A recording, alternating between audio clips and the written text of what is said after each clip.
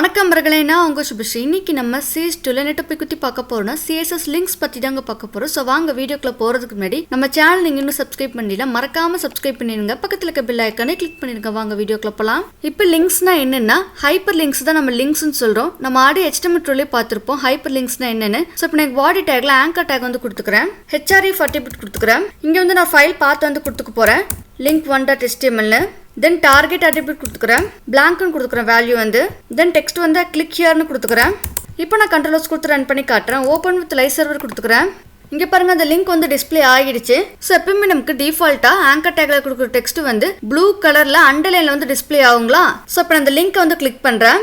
இந்த link click பண்ணோடனே எனக்கு வேற பேஜுக்கு வந்து போயிடுச்சு பக்கத்து டேப்ல. இப்போ நான் இந்த லிங்க் கிளிக் பண்ணி பேஜ் விசிட் பண்ணிட்டனால எனக்கு அந்த ஹைப்பர் லிங்க் வந்து வயலட் கலர்ல அண்டர்லைன் வந்து டிஸ்பிளே ஆயிருக்குது. ஸோ இப்போ இந்த ஹைப்பர் லிங்க்கு தான் நம்ம ஸ்டைலிங் வந்து பண்ண போறோம் CSS யூஸ் பண்ணி 4 ஸ்டேட்ஸ்ல. ஸோ அதுக்கு வந்து இன்டர்னல் ஸ்டைல் வந்து பண்ண போறோம். ஸோ இங்கே 8 டேக்குள்ள ஸ்டைல் டேக் வந்து கொடுத்துக்கிறேன். செலக்டர் வந்து ஏன்னு கொடுத்துக்கிறேன். தென் கோலன் கொடுத்து லிங்க்னு கொடுத்துக்கிறேன், கர்லி பிரேசஸ் கொடுத்து கலர் வந்து ரெட்னு கொடுத்துக்கிறேன், பேக்ரவுண்ட் கலர் ப்ராப்பர்ட்டி கொடுத்துக்கிறேன், எல்லோன்னு கொடுக்குறேன், டெக்ஸ்ட் டெக்கரேஷன் வந்து நன்னு கொடுக்குறேன், பேடிங் ப்ராப்பர்ட்டி கொடுக்குறேன், டாப் அண்ட் பாட்டம்க்கு வந்து 3 பிக்சல் கொடுத்துக்கிறேன், லெஃப்ட் அண்ட் ரைட்டுக்கு வந்து 30 பிக்சல் கொடுத்துக்கிறேன். தென் பார்டர் ப்ராப்பர்ட்டி கொடுக்குறேன், 2 பிக்சல் சாலிட் பிளாக்னு கொடுக்குறேன். தென் ஃபாண்ட் சைஸ் ப்ராப்பர்ட்டி கொடுத்துக்கிறேன், 40 பிக்சல்னு கொடுக்குறேன்.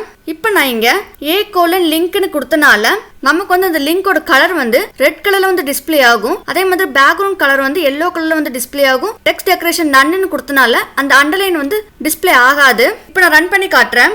இங்க பாருங்க, நான் ஆடி அந்த லிங்கை வந்து கிளிக் பண்ணி பேஜ் விசிட் பண்ணிட்டனால எனக்கு கலர் வந்து வயலட் கலர்ல தான் வந்து இருக்குது, ரெட் கலர்ல வந்து டிஸ்பிளே ஆகல. பட் பேக்ரவுண்ட் கலர் வந்து எல்லோ கலர் வந்து அப்ளை ஆயிருக்குது. அதே மாதிரி டெக்ஸ்ட் டெக்கரேஷன் நன்னு கொடுத்தனால அண்டர்லைன் வந்து ரிமூவ் ஆயிடுச்சு. தென் பார்டர் வந்து 2 பிக்சல் சாலிட் பிளாக்னு கொடுத்தனால பிளாக் கலர் வந்து பார்டர் வந்து அப்ளை ஆயிருக்குது. நெக்ஸ்ட் வந்து செலக்டர் ஏ கொடுத்துக்கிறேன், கோலன் கொடுத்து விசிட்டர்னு கொடுக்குறேன். தென் கர்லி பிரேசஸ் கொடுத்து கலர் வந்து கிரீன் கொடுக்குறேன். இப்போ நான் அந்த லிங்க் கிளிக் பண்ணி பேஜை விசிட் பண்ணிட்டேன்னா எனக்கு வந்து அந்த லிங்க் வந்து கிரீன் கலர் வந்து டிஸ்பிளே ஆகும். தென் பேக்ரவுண்ட் கலர் வந்து கொடுத்துக்கிறேன், எல்லோனே கொடுத்துக்கிறேன். தென் லிங்க்கு என்னென்ன ப்ராப்பர்ட்டிஸ்லாம் கொடுத்தனோ அந்த சேம் ப்ராப்பர்ட்டிஸ் வந்து காப்பி பண்ணிக்கிறேன். இங்கே நான் வந்து பேஸ்ட் பண்ணிக்கிறேன். இப்போ நான் ரன் பண்ணி காட்டுறேன். இப்போ பாருங்க, அந்த லிங்க் வந்து கிரீன் கலர் வந்து டிஸ்பிளே ஆயிருக்குது. ஸோ நான் ஆல்ரெடி லிங்க் கிளிக் பண்ணி பேஜை விசிட் பண்ணிட்டனால எனக்கு அந்த டெக்ஸ்ட் வந்து கிரீன் கலர் வந்து டிஸ்பிளே ஆயிருக்குது. இந்த நெக்ஸ்ட் வந்து செலக்டர் ஏ கொடுத்து கோலன் கொடுத்து ஹோவர்னு கொடுக்குறேன். தென் கர்லி பிரேசஸ் கொடுத்து கலர் ப்ராப்பர்ட்டி கொடுத்துக்கிறேன், பிளாக்னு கொடுக்குறேன், பேக்ரவுண்ட் கலர் ப்ராப்பர்ட்டி கொடுக்குறேன், ஒயிட்னு கொடுக்குறேன். தென் டெக்ஸ்ட் டெக்கரேஷன் ப்ராப்பர்ட்டி கொடுக்குறேன், அண்டர்லைன் கொடுக்குறேன். தென் பேடிங் பார்டர் ஃபாண்ட் சைஸ் எல்லாமே சேம் ப்ராப்பர்ட்டிஸ் வந்து கொடுத்துக்கிறேன். இப்போ நான் இங்கே வந்து ஹோவர்னு கொடுத்தனால நான் கர்சர் வைக்கும் போது பேக்ரவுண்ட் கலர் வந்து ஒயிட் கலர் வந்து சேஞ்ச் ஆகும். அதே மாதிரி அந்த டெக்ஸ்ட் கலர் வந்து பிளாக் கலர்ல வந்து இருக்கும். டெக்ஸ்ட் டெக்கரேஷன் அண்டர்லைன் கொடுத்தனால அண்டர்லைன் வந்து டிஸ்பிளே ஆகும். இப்போ நான் ரன் பண்ணி காட்டுறேன். இப்போ பாருங்க, நான் ஹோவர் பண்ணும்போது அந்த டெக்ஸ்ட் வந்து பிளாக் கலர்ல அண்டர்லைன் வந்து டிஸ்பிளே இருக்குது. அதே மாதிரி பேக்ரவுண்ட் கலர் வந்து ஒயிட் கலர்ல வந்து இருக்குது. நெக்ஸ்ட் வந்து செலக்டர் வந்து ஏ கொடுத்துக்கிறேன், கோலன் கொடுத்து ஆக்டிவ்னு கொடுக்குறேன். தென் கர்லி பிரேசஸ் கொடுத்து கலர் ப்ராப்பர்ட்டி கொடுத்துக்கிறேன், ப்ளூன்னு கொடுக்குறேன். தென் பேக்ரவுண்ட் கலர் ப்ராப்பர்ட்டி கொடுக்குறேன், ஒயிட்னு கொடுக்குறேன். தென் ஹோவருக்கு கொடுத்த சேம் ப்ராப்பர்ட்டிஸை வந்து காப்பி பண்ணிக்கிறேன், இங்கே வந்து பேஸ்ட் பண்ணிக்கிறேன். ஸோ இப்போ நான் இங்கே ஆக்டிவ்னு கொடுத்தனால நான் அந்த லிங்க் கிளிக் பண்ணும் போது அந்த டெக்ஸ்டோட கலர் வந்து ப்ளூ கலர்ல வந்து டிஸ்பிளே ஆகி தென் வேற பேஜுக்கு வந்து போகும். இப்போ நான் ரன் பண்ணி காட்டுறேன். இப்போ நான் அந்த லிங்க் கிளிக் பண்ணுறேன். அந்த லிங்க் வந்து ப்ளூ கலர் டிஸ்பிளே ஆகி வேற பேஜுக்கு வந்து போகும்.